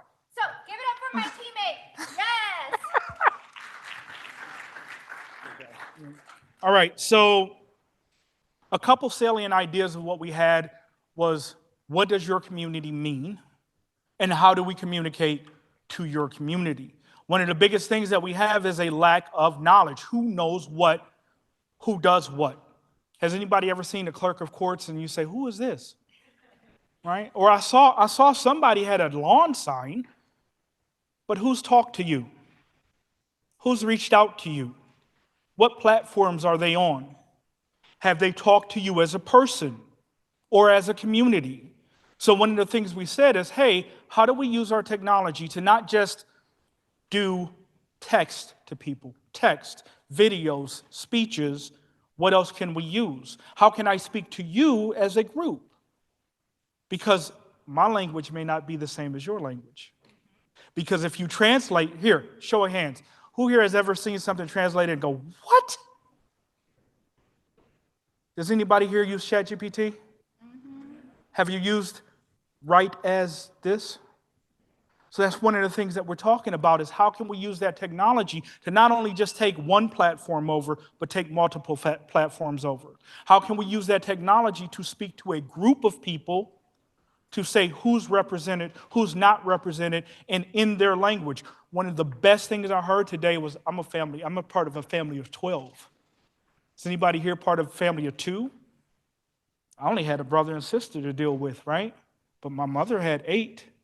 How do I talk to a person that has 8 siblings versus a person with 2? How do I talk to somebody that's been working in a field versus somebody that's been working at Coors or Miller for the last 30 years? We have to bridge the gap. We can use technology to do that. We can use training to do that. We can use our communications and our platforms. So it's not just YouTube. It's not just Facebook. It's not just LinkedIn. It's not just TikTok and watching cat videos. It's everything. Let's get our leaders out so we can speak to a group of people all at once with their voice, with our same message. That was your 2 minutes. You had a 2-minute pitch.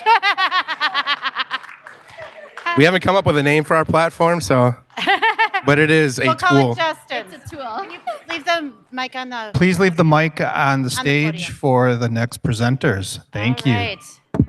Yes.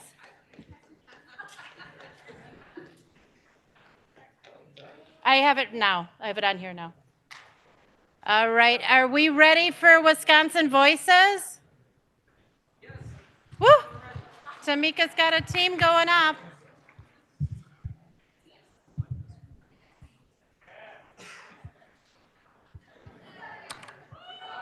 Woo! All right. Gabby, I'm setting the timer because you got a long Santa Claus list there. Ready and go. We've gone through a 3-tier program. Start during election season and get out the vote. Have to have wraparound services. Wraparound means voter education, knowing what each individual person that is in office does. What are their actual job titles? And what are they supposed to do? And how does that affect you? That is starting. Doing block captains, community leaders, getting people together before elections ever start. Next thing you got to do is during the campaign season, letting people know exactly who the candidates are, representing your area. And I have to go back, start training these people that are in your community to run for office. They know you better than anybody else. When you go back to during campaign season, you want to use social media. We have a radio show that we do that we interview all the candidates. These are things that is great for knowing who you want to vote for. Understanding language on a ballot, those kind of things. We have referendums.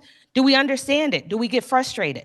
And then lastly is get out the vote. Mobilizing, getting out the vote, votercades, parties, getting local neighborhoods working within themselves, having locals work the polling places. You as a neighborhood person, you're more prone to accept what's going on if you see your neighbor working the polling place. Hey, how you doing? You feel more comfortable voting. All of these things are a wraparound. It can't just be one day. It can't just be one time. It can't just be one season. It has to be non-election season to election, and understanding that local elections matter most to any of us. Those are the hard-hitting pocket answers. I heard the time. And then I'll also just add that Tamika is a part of a group that hosts community breakfasts year round, and they invite out local leaders and local elected officials, and you sit and you communicate with the community and educate them on certain things, and also making sure that formerly incarcerated people understand their rights to vote and understand that they can vote, because a lot of them don't get their information when they get out. Thank you. Perfect. Gabby, oh, the microphone. Thank you. I got more to say. I know you do. All right. Woo! Thank you, Wisconsin Voices. Next up, Journey House team. Team Journey House. Okay, ladies. Hey. You let me know when to set the timer.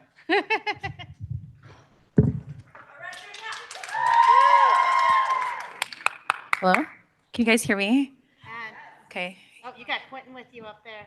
He's actually going to do all the talking. No, I'm just kidding. I'm just here for moral support. Oh my gosh. Okay. So, how can we get our communities to be represented in the community when voting? So initially, we noted all of the things that potentially could be wrong. So, not enough translations with English or Spanish or other languages there. Relatability in terminology and words. So if you are continuously looking up words, how are you going to know what you're reading or who you're voting for, right? So our major overarching theme is interacting and facilitating networking events because we, all these people in this room, we are leaders in our communities. So how can we facilitate those networking events? And Natalia is going to tell you exactly how to do that.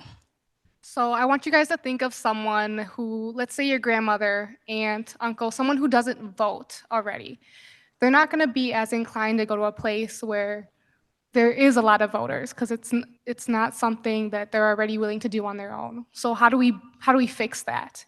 Instead of inviting them to a venue that they're already reluctant on going to on something they don't really know much about voting, we bring it to them, right? We bring it to their local coffee shop, their local taco stand. We bring it to wherever they already go, and that way they're already there. They see people like them who are voting. They see people like them who they know are going to want what's in their best interest. And I think that'll be the thing that gets more voters out of our community.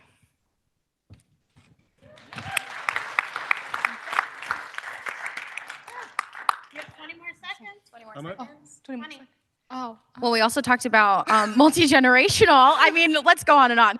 But we also talked about getting the generations out there as well. So not just voices for an older generation or maybe like millennial generation, but also younger generations as well. So we're talking first and second grade, making sure that they also know and they have a voice in their community as well. This is not just about adults, it's also about children and bridging that gap.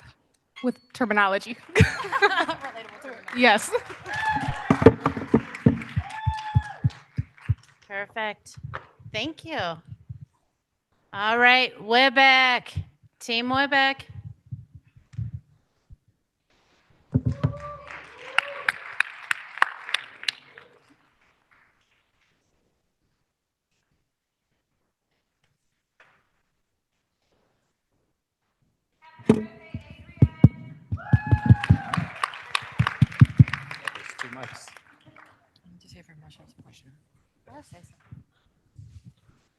All right, so during our discussion, there are many, many issues that came up, but we really just wanted to focus on one. And I think in the spirit of Cesar Chavez, his main directive was education and outreach. So our question we wanted to answer was, how do we get information to the people without all of the noise?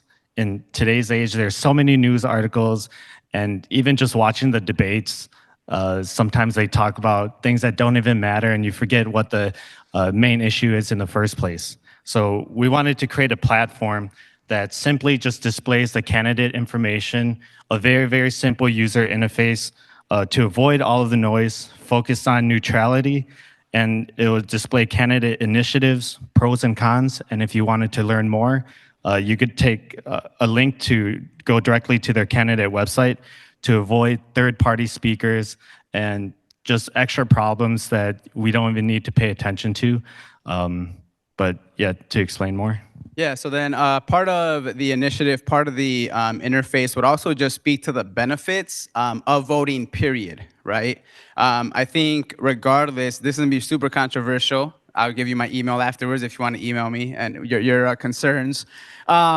Regardless of who you vote for, the candidates need to work for you and for the community, right? And something that we miss is we get hyped up for election, right? And then it just ends until 4 years later, 2 years later. The entire, election process is a year-round thing, right? So after the election, there needs to be, we need to be educated on what it is to keep those in office accountable, right? So the education process needs to be us keeping them accountable and how to organize. So when we hear all the things that happen during election season, a year later, we don't see them come to pass.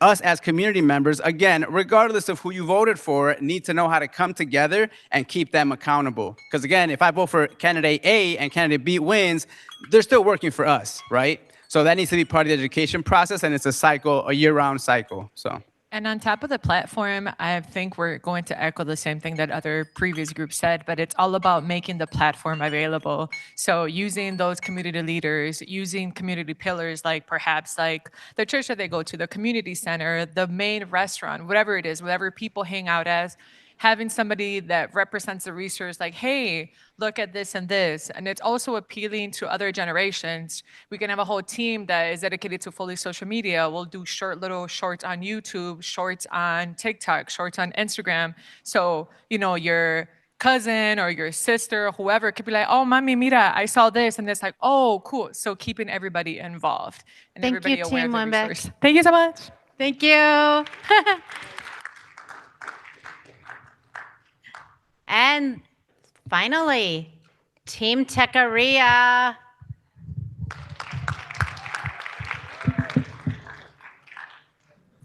Oh, we're in trouble. We got the sisters coming up.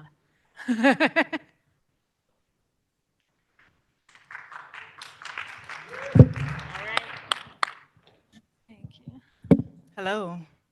Hello. Hello, everyone. My name is Saquana Hastings. My name is Champagne Cifuentes, and we are representing Tequeria. All right. Okay, so misinformation and limited access in politics and elections has not only fatigued our current voters, but has caused a huge lack of trust and an even deeper divide in our communities. People just aren't excited anymore. I can relate.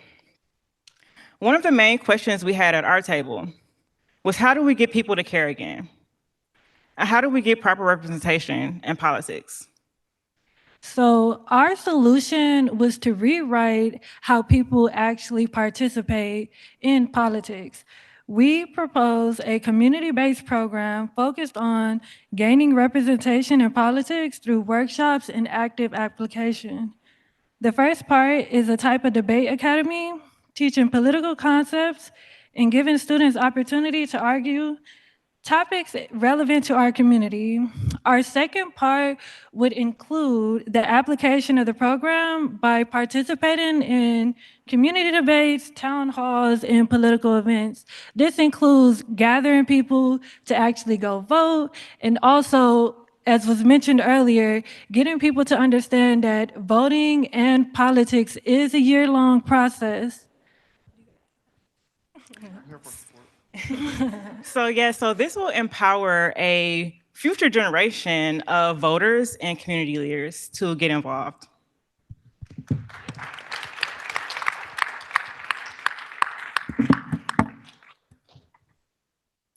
All right, thank you very much. The judges now have 10 minutes to deliberate a winner. There is a prize on the line too.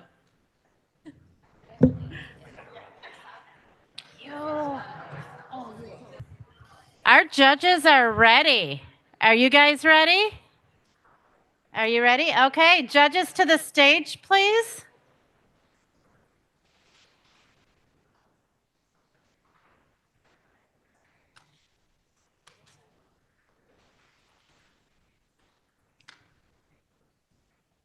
You're good. Yep.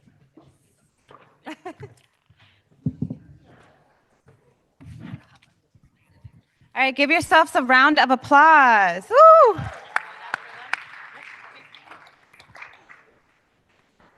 Everyone had really great pitches this afternoon. We were really impressed. I mean, you went down to the foundations and the advocacy of groundwork, which we think is really important.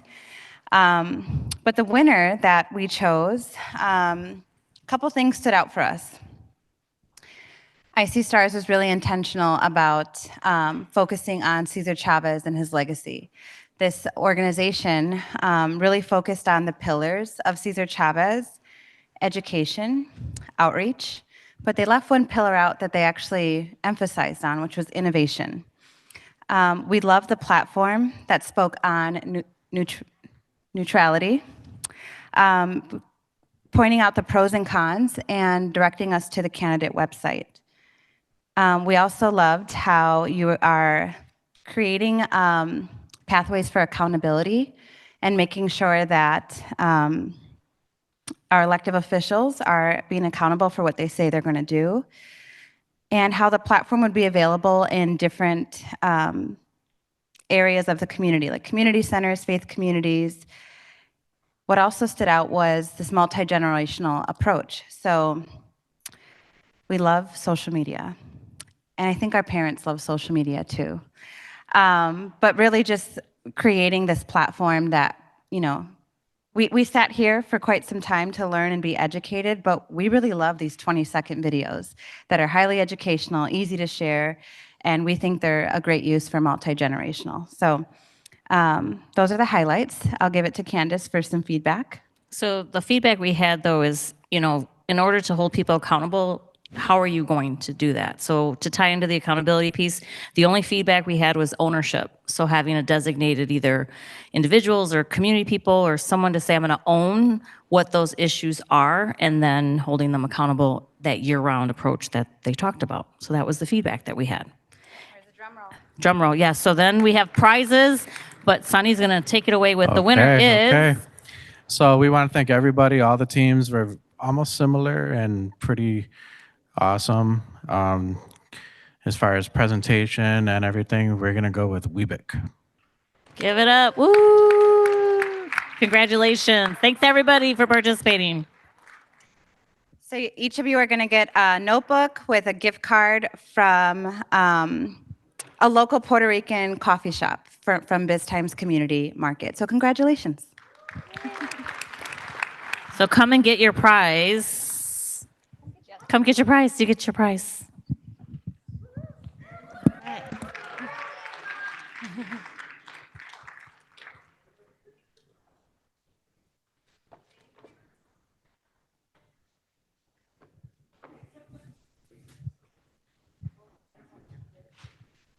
All right. Oh. Oh, go back. You're going to take a picture of this?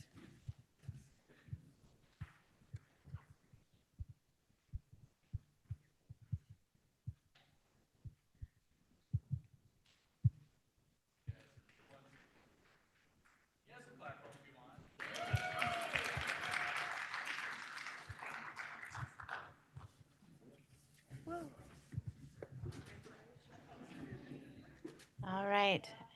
And coming up to the stage for the last time, our newest member of icstars Milwaukee, Mimi Perez. Hi, everyone. As I stand before you today, just 4 days into my journey with icstars Milwaukee, I am filled with an overwhelming sense of inspiration.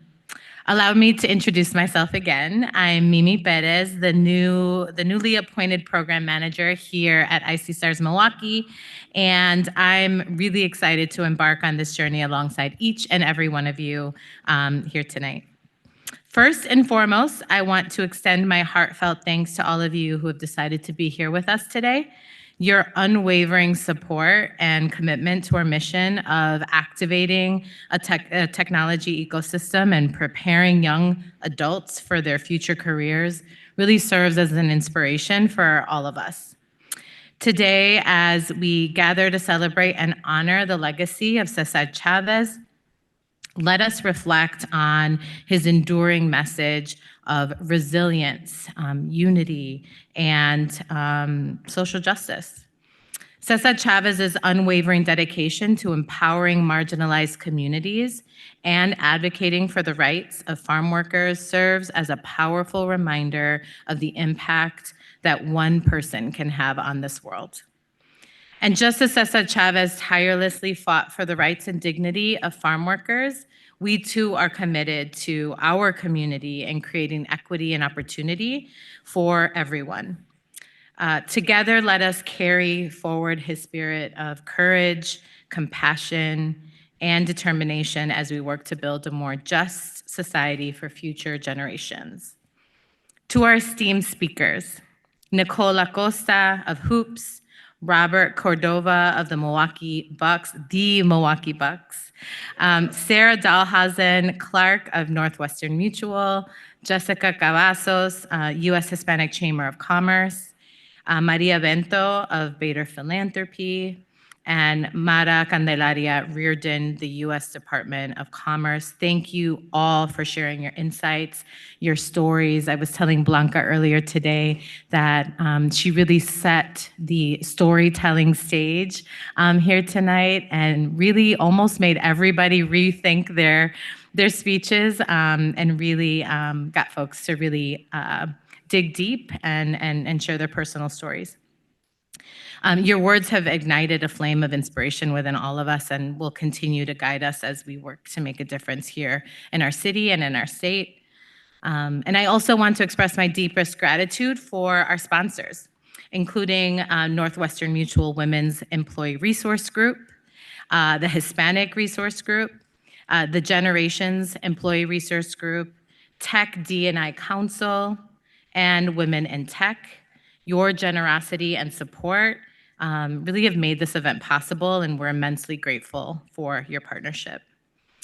And to our incredible judges, who we just saw a moment ago, Sandy Esquivel, Northwestern Mutual, Jasmine Tresky of Bader Philanthropy, Candace Sanchez from Advocate Aurora Healthcare, and Sunny Hamlin, who, by the way, I went to high school and college with, so really cool moment there, of Northwestern Mutual.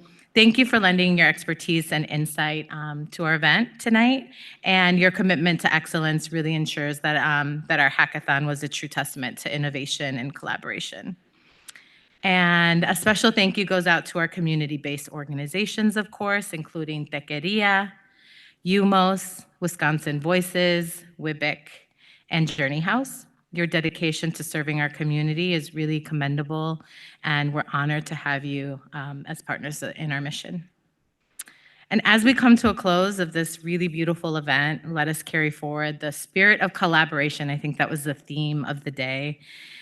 Innovation, of course, and empowerment that has defined our time together. Let us continue to work together hand in hand to build a brighter and more inclusive future for all in the spirit of Cesar Chavez. Together, we are unstoppable. And I cannot wait to see the incredible impact that we'll all be able to make in the continued days, weeks, and years to come. So from the entire icstars Milwaukee team, have a really beautiful day. And one last housekeeping note, we've got lots of food left over, y'all. So please help yourself to lunches, pastries, load up those lunch bags with some pastries. It's all paid for and it's all yours. So have a good night. Thank you.